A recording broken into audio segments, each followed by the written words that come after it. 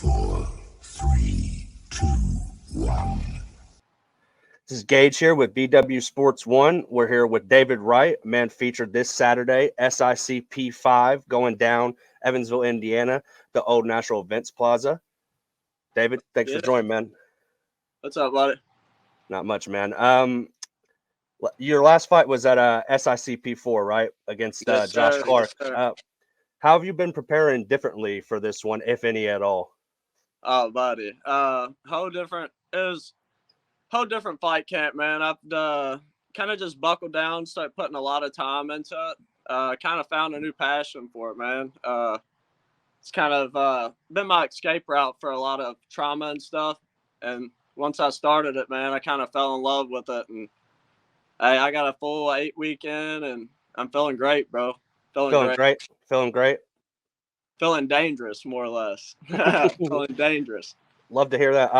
About your last fight, I know your opponent missed weight by, I think, if I remember correctly, like 10 pounds or something ridiculous like that. Was it ever any idea of pulling out of that fight when that happened, or was it just all systems Man, go? Never in my mind did it cross, to pull, but it was offered to me, and at the same time, he even told me, he was like, man, I wouldn't blame you if you did pull out of this fight. And, man, at that point, I didn't put a fight camp in, and there wasn't no getting away from that, Kind of same ordeal for Old Snow here, bub. The fact that this man thinks he's putting me down for one, or, let alone finishing me in the second. I listened to that interview, man, had me blown. Yeah, man. I can't wait. I bet you can't. But that just brings me to my next question. What if all do you know about Dustin, and like, how do you view him as an opponent? Man, honestly, I see him just like I'd see anybody else. I'm preparing for. All I do is put work in. I work full time outside of that, and I still make sure I make it in 4 days a week to get that work in. So, hey, man. No holding back. That's for sure. Ready to go. I'm ready. 100%. I believe you. It doesn't say on your topology or anything, but you train at Tag MMA, correct? Yes, sir. Okay, so you get you get a little work with Nate Maines in when you're there. Then, hey, that's the only work I get in. Josiah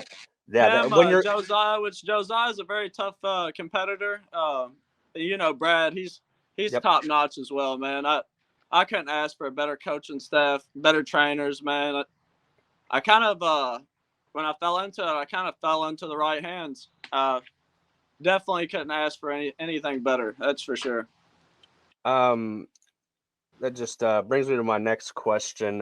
If you had to give an official prediction for the fight, how do you see it going? You say you blew your mind that Dustin said he's going to finish you inside of 2. Do you see the fight going that way opposite, or do you have a different prediction for the fight?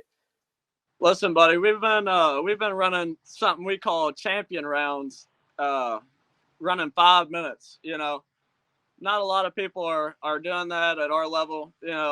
I would say not very many at all. Sparring live for 5 minutes straight. That's a whole different ball game there. And we run 5 5-minute rounds, 5 2-minute rounds of grappling, wrestling. So I'm without putting too much out there, I'm 100% prepared to, either go the distance or lay him down early. You know what I mean? Yeah. If it's anything in between, I'm coming to show my ass. That's for sure. Okay. Brings me back to a question about Tag MMA. Working with somebody as high level as Nate, you get to see somebody who's made it to the tippy top of the sport. Is seeing him do what he does on a regular basis, does that motivated you to go further in the sport than maybe you even imagined at first? When I first started, man, it was just kind of just something I wanted to do. Mm-hmm. Something that seemed fun, something that I was already doing, but kind of getting in trouble for doing it because, nothing was sanctioned. And, Nate kind of talked me into getting into the gym, training a little bit, and it's kind of the route I went. And I would definitely say that Nate's a big motivation of mine with the drive, everything on top of that. The guy doesn't let me give up. he has no quit in him, bro. And anybody that works with him, works around him, he's going to make sure they're driving just as hard. Love to hear that. Love to hear that, man. I think that about does it as far as questions are concerned. But if you have anybody you want to shout out before we wrap it up, say something to your sponsors, maybe some teammates, coaches, or anything, the floor is all yours, man. Well, I have a couple unannounced sponsors at the moment, so I'm not really going to pinpoint any. Okay. I would just, in general, thank a couple of my sponsors for, helping me through fight camp, getting a couple other, boxing equipment for at home and stuff like that when my schedule's full. All love and the most respect out for the gym. Everybody that's trained with me between, Jacob Clevidence, Josh Stanley, couple guys. It's quite a bit of guys that's actually went through this promotion, coming up, going into pros. Mm-hmm. Man, it's a big shout out to Tag MMA in general. A lot of love for Brad, a lot of love for Nate.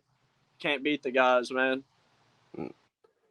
All right, man. It's been a pleasure having you on. Don't forget, ladies and gentlemen, Southern Indiana Combat Production 5 goes down May 4th, Evansville, Indiana at the Old National Events Plaza. Make sure to get your tickets now. And if you can't be there in person, you want to get that pay-per-view because this is a cracker of a card. David, thanks for joining, my man. You have a blessed week and good luck. Hey, I appreciate you for having me, Bob. Have a good one. No problem, man. SICP 5 Mayhem, Saturday, May 4th, from the Old National Events Plaza, Evansville, Indiana. SICP. We just hit hard.